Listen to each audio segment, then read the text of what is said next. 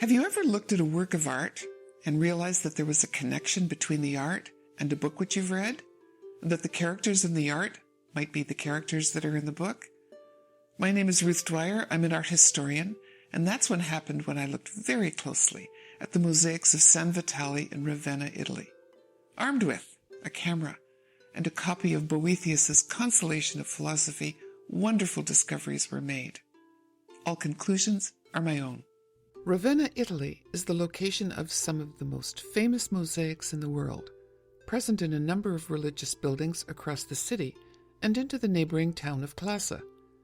The iconic portraits of the Emperor Justinian and the Empress Theodora in the Church of San Vitale are particularly well known.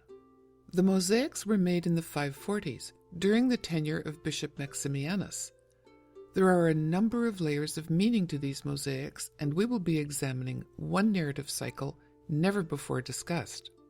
These same mosaics, discussed in detail in my Comet of 536 and the Ravenna mosaics, demonstrated that the Earth had experienced a close encounter with a comet in the year 536, and that the Earth had been pummeled with meteors, earthquakes, and raining fire. This was followed by years of cold, terrible famine and diseases which we know as Justinian's plague. To put it mildly, the decade when these mosaics were being made was terrible. Justinian had conquered Italy and appointed Maximianus, who was unpopular. The people of Ravenna did not want him there. Therefore, Justinian was faced with local hostility and an entire empire, including Ravenna, that was cold, starving, and sick. People across the empire were dying by the millions. We learned in my Boethius, the Quadrivium, and the Hagia Sophia that Boethius's translations of arithmetic, music, geometry, and astronomy, known as the Quadrivium, are visible in Justinian's architectural masterpiece, the Hagia Sophia. Let us consider whether the writings of Boethius influenced Justinian yet again, and see if themes from Boethius's Consolation of Philosophy are evident in the religious buildings of Ravenna, particularly the churches of Sant Apollinare in Classa and San Vitale. In Book 1 of the Consolation is a very significant passage. Boethius refers to Plato's axiom that nations or states would be happy and prosperous if either those devoted to wisdom should rule them, or if it were to happen that those who did rule them devoted themselves to wisdom, and they should follow the Pythagorean maxim to follow God. In other words, a nation would be happy if the ruler were a wise man, or if the ruler were guided by wisdom or philosophy. Did Justinian try to demonstrate that he was a wise man? Yes, he did in a number of ways. For instance, in San Vitale we see Justinian in a dark robe, carrying a shallow basket. The Empress Theodora also appears in the mosaics of San Vitale. On the hem of her dress we see that 3 men are embroidered, although the first man is not fully visible. 2 of the men on her dress carry shallow gold baskets, which they hold forward. They are walking toward the apse of the church where God is located. Justinian carries an identical gold basket and also holds it forward toward the apse, the implication being that he is the first of these 3 men on Theodora's hem. The first thing that comes to mind when considering 3 men holding baskets forward, or offering gifts, is the story of the 3 wise men. The wise men brought gold, frankincense, and myrrh to the Son of God. We can see that Justinian has brought gold, in fact a great deal of it. His churches are filled with gold mosaics, had many gold accoutrements, and his basket is gold. When we look for frankincense, the second gift of the wise men, we discover that it appears to be near the mosaic. Some of the capitals on the columns have a distinctive and interesting motif, which has been a mystery. Let us compare a botanical drawing of frankincense with the capital at San Vitale. We see that the capital has carved leaves, and in the center is a motif which strongly resembles the stamens of the frankincense flower. Frankincense is a sap which is harvested from the tree not at the tree trunk, but on the small branches where the flower is located. Here we see on both sides the containers which catch the dripping sap from the area by the flowers. When we examine the flower motif on the arch, which connects the capitals, we see a flower with white petals and a red center which appear to match the frankincense bloom. Boethius mentions myrrh, the third gift. I have not yet seen myrrh in San Vitale, but that does not mean that it is not or was not there. Much of the decoration has been destroyed over the centuries. We are fortunate to have as much as we do. In my previous work, we saw that Justinian went to some lengths to indicate that he was in search of wisdom. In 524, Boethius, in his Consolation, had described a theta symbol at the top of Lady Philosophy's dress. Theta represented the highest level of learning. In 532, just 8 years later, Justinian began building his Hagia Sophia, or Church of Holy Wisdom, where he decorated the church with many theta symbols. It was the ancient symbol for theta, a circle with a cross. In Ravenna, the theta symbol can be found in every structure renovated by Justinian's bishop. The theta symbol which is in the Hagia Sophia is also in San Vitale, Sant'Apollinare in Classe, the Archiepiscopal Chapel, Galla Placidia. In Sant'Apollinare Nuovo, an existing mosaic of the Palatium was altered by Justinian. The former inhabitants of the archway and the entrance to the Palatium had been placed there by Theodoric, the ruler who imprisoned and murdered Boethius. These were removed and replaced by curtains covered in Justinian's theta symbols. An arm from the older mosaic had been left behind, and it has been suggested that this might be a mistake. This is improbable. The mosaics are so beautifully made and so precise. I suspect that this was left purposely, perhaps so that everyone might notice the new emphasis on wisdom. On the floor of San Vitale, under the dome, is a mosaic in the shape of a very large wheel with spokes. In Book 2 of the Consolation, Boethius introduces us to Fortuna, the goddess of chance. She has a wheel which turns, and fortunes change, plunging kings and commoners, whether they are good or evil, into and out of good fortune and bad fortune. The shape of the wheel on the floor and 2 of the segments are original to the 6th century, and these 2 segments indicate good fortune, with flowers, fruit, and birds. The other segments of the wheel were renovated in the 16th century, and therefore we will not discuss them here. On the walls near the wheel, we see mosaic panel segments with biblical characters who are in either a state of good fortune or bad fortune. The 3 saints benefit from good fortune. Their tree has leaves, they have flowers at their feet, and they have bread on their table. Note that their bread is in the shape of a theta symbol. The imperial panels, with Justinian and Theodora, also indicate that they are in a state of good fortune. There are many fine clothes and jewels. It is fascinating to discover that literally every one of the other historical figures who inhabit these walls has a connection to bad fortune, in fact, to famine and to plague. Jeremiah, Isaiah, Sarah, and Moses all lived through famine and plague. Abraham is here at 2 separate times in his life, when he himself lives through the drought and the plague, and when he is about to sacrifice his son Isaac, who later in life suffers through drought and famine. In the Bible, the high priest Melchizedek blessed Abraham. Abel, visible here at the altar, had the bad fortune to be murdered by his brother Cain. Abel did not live through famine, but his brother Cain was sentenced to perpetual drought by God himself after Abel's murder. And even St. Vitale is connected to the famine and drought. His son St. Gervasius, here on the walls, was associated with the cycles of rain. When St. Vitale died, he had very bad fortune. He was buried alive. Let us turn to Book 3 of the Consolation. We must remember Boethius wrote the Consolation while he was imprisoned. If we look up to the ceiling of San Vitale, we will see an important theme from Books 3 and 4. In it, Boethius tells us that all living creatures thrive if they are not caged, and if they are free to reside in their natural habitat. The ceiling is populated with birds, fish, and animals who are free in running, walking, swimming, or flying. Boethius mentions quite a few living creatures, and we see some of them here. The bull, tiger, snake, the lion, horse, and rabbit, the dog, vulture, and ass, the deer, and birds of the forest. Boethius also tells us that each creature has its own mode of perception and its own posture.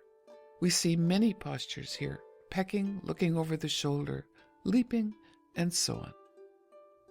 In Book 3, Boethius discusses the labyrinth, which has no exit, a metaphor for the traps set for him by his accusers.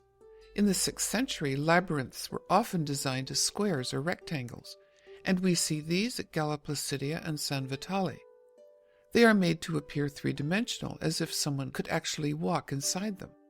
Like Boethius's description, they have no exit. There is another very famous circular labyrinth located inside the wheel of the floor beneath the dome of San Vitale, but it was done centuries later and so will not be discussed here. Book 4. In his translation of De Arithmetica, Boethius wrote about the perfect number 6. When Justinian began the Hagia Sophia, he incorporated the perfect number 6 and a remarkable 6, 10, 16 number progression. At San Vitale, there is a lovely balance of 6s and 16s, just as we saw in Constantinople. At San Vitale, there are 6 large red marble circles in the apse, and on each side there are 6 green marble pilasters. The narrative panel to the north has 6 scenes, as does the narrative panel to the south. And there are 16 birds, animals, and fish in the ceiling panel. In Book 4 of the Consolation, Boethius praises the balance and harmony of nature. 2 decades later, at the time of these mosaics, the balance and harmony of nature were very disrupted. But we have a glimpse of what nature, in balance and harmony, might look like. According to Cassiodorus, the year before the comet was magnificent. Let us examine the apse mosaic of St. Apollinaire in Classe. The image is of a magnificent garden in a state of good fortune, with healthy trees, birds, and animals. Above the apse there are 6 sheep to the left and 6 to the right. At St. Apollinaire's feet there are also 6 sheep on the left and 6 on the right. There are 10 birds to the left and 10 to the right. In the border there are 10 flowering plants to the left and 10 to the right. There are 16 trees to the left and 16 to the right. Regarding the stars in the sky, the number pattern would indicate that there might be either 60 or 100. There are 99 stars in this sky, but we can see an area of repair which is bare. There is room for another star here, and it is very possible that once there were 100 stars in this location. This 6, 10, 16 number progression is accompanied by saints and theta symbols. In Book 5, Boethius tells us that the way to speak directly to God is through intercessory prayer, that is, a prayer which addresses a particular need accompanied by a request for help. Intercessory prayer involves a direct communication to God. Here we see the hand of God connecting with Melchizedek and Abel, and here he talks directly to Moses and Abraham. We have seen how important Boethius's writings were to Justinian. With that in mind, let us turn again to the iconic portrait of the emperor. More importantly, let us look at the men near Justinian. This portrait of Justinian was made while he was emperor and while Maximianus was bishop. The people who inhabit this mosaic would have been particularly important to him. We know of Maximianus's importance to Justinian. He was in charge of the decoration of this very building in which they are both depicted. Let us consider the connection between Justinian and Boethius, which involves more than similar affinities to the quadrivium and to the themes of the Consolation of Philosophy. Not only were they just 2 years apart in age, there was also an interesting family connection. According to the prosopography of the later Roman Empire, Justinian had a cousin Germanus, the nephew of the Emperor Justin, and Germanus was, according to the Jordanus Getica, a member of the Roman Aniki family, like Boethius. It has been pointed out by Shane Bjornley that there were multiple connections between the Aniki family in Rome, the Aniki branch of the family in Constantinople, as well as at the court at Constantinople.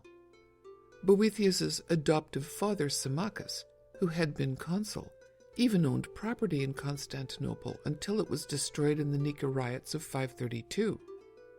This property ownership connects Boethius's immediate family with Constantinople. We are fortunate to have an image of an ivory panel discussed by the noted Boethius scholar Dr. Fabio Troncarelli. This 6th century diptych is in the Museo del Duomo in Monza, near Pavia, where Boethius died. Dr. Troncarelli has made a convincing argument that this was Boethius near the time of his death in 524 or 525. I saw similarities between the two and decided to seek an expert's opinion.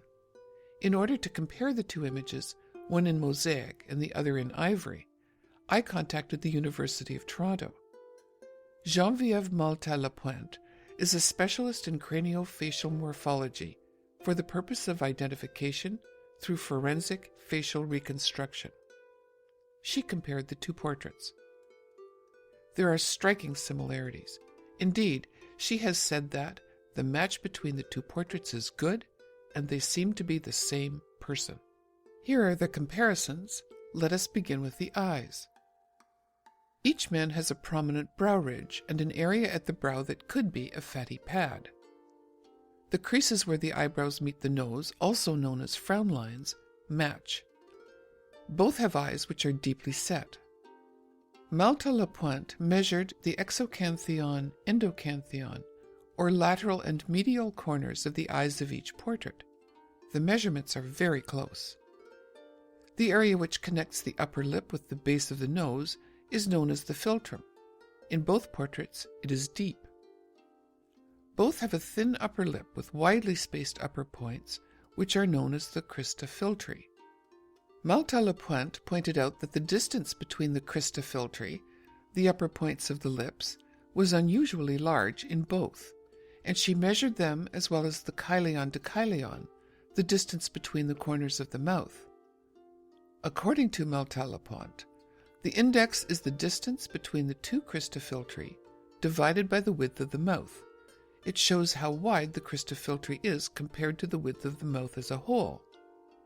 According to her measurements, the index for both portraits is the same, 0.56. They both have a thicker lower lip. They both have a fleshy chin with a vertical chin cleft. The chin of the mosaic is a bit plumper than the chin of the ivory, reflecting perhaps a loss of weight toward the end of his life. They both have slight jowls. In both of them, there is a distinctive crease on the left side of the neck. In the ivory, the neck seems to be extended. In the mosaic, the man stands with his face and neck not extended. The man in the mosaic has curly hair, which is inherited. Boethius's father had curly hair. In the ivory portrait, the head has been shaved, and it is impossible to know if the hair was curly. Both portraits indicate a man with a receding hairline. In the ivory, the hairline appears to have receded further, but that means only that the portrait was, again, of a man closer to the end of his life. They both have a 5 o'clock shadow and a moustache which meets the beard. In addition, Malta-Lapointe took measurements based on common soft tissue landmarks and calculated index ratios of the facial features. She says that the indices are very similar and that the perspective could explain any differences. She points out that measuring the nasal index is a problem due to the differences in perspective. The mosaic portrait is frontal and the ivory portrait is in 3/4 view. Again, she has said that the match between the two portraits is good and they seem to be the same person. There is another interesting connection between Boethius and the Church of San Vitale. When he was imprisoned, Boethius was taken to the town of Pavia, to the church of Saints Gervasius and Protasius. Historically, these two saints were the sons of San Vitale. Their portraits appear in Ravenna on an archway in San Vitale, very near the portrait we have been discussing. Their location is significant. They are the only other saints included with the 12 apostles. The evidence strongly suggests that Boethius is in fact standing next to the wise man, Justinian. So, in Ravenna, all 5 books of Boethius's Consolation of Philosophy appear to be illustrated on the floor, walls, and ceiling of San Vitale. The presence of Boethius's Aniki family, as well as his adoptive father's property in Constantinople, confirm that Boethius had closer ties to Justinian than has previously been determined. In the end, Boethius had a significant influence on Justinian, beginning with the Church of Holy Wisdom in Constantinople, and continuing to the churches of Ravenna after 540. Themes from every book of the Consolation of Philosophy are to be found in the narrative mosaics of the churches of Ravenna. Boethius said in Book 1 that nations should be led by wise men who follow God. Justinian's portrait shows that he is one of the wisest men, and he is following God. Boethius says that fortunes exist on a wheel, upon which everyone must travel, and at San Vitale we see a wheel upon which everyone must stand or walk. Boethius says that creatures must be free in order to thrive, and on the ceiling we see the exact creatures which Boethius mentioned, all of them free in running, flying, and swimming. Boethius tells us that the labyrinth created for him by his accusers has no exit. This labyrinth has no exit. Boethius tells us that there is a balance and harmony in nature. In Ravenna we see many examples of nature, and at St. Apollinaire in Classe it is very balanced. Boethius says that intercessory prayer is the only way to speak to God, and on the walls we see examples of biblical characters speaking to God directly. Justinian's 6th century architecture and mosaics speak for themselves.